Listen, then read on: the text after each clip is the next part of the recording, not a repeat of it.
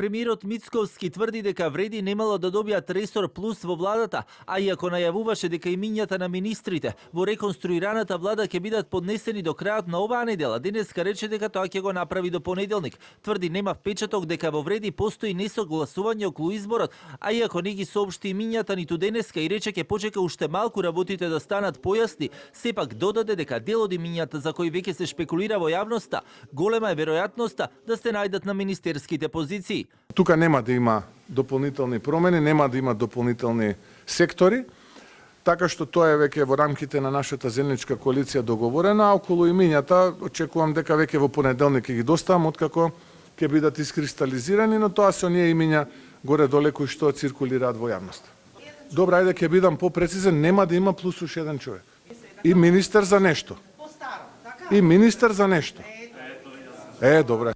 Телевизија 24 веќе објави дел од можните сценарии и калкулации кои периодов се крчкаа во Влен. Она што засега е познато е и се очекува дека Беким Сали ќе биде прв вице-премиер кој доаѓа на местото на Меджити, иако не се официализираше дали ќе добие министерство со или без ресор. Неговото име, како и она на Арбен Фетај, се спомнува и како можни опции во министерската фотелја за евроинтеграции.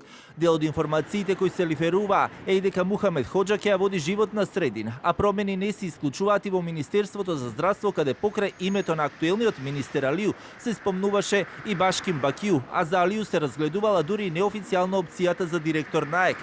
Сепак тоа се уште само можни сценарија кои до крајот на неделата ќе мора да ги испеглаат, вреди и да пресечат.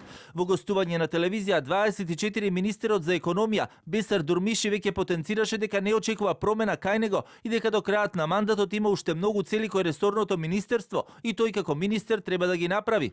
Во оваа насока, а денеска одговарајќи на новинарски прашања дали владата ќе остане на својот мандат или ќе има нови предвремени избори, Мицковски само потенцираше дека, како што рече, политички на ВМРО, ДПМН и на владината коалиција им одговара следната година да има предвремени избори, но дека мали се шансите за тоа, бидејќи владата ќе се фокусирала на државнички работи и реализирање на владината програма која што е зацртана, вклучувајќи ги овде пред се економските политики.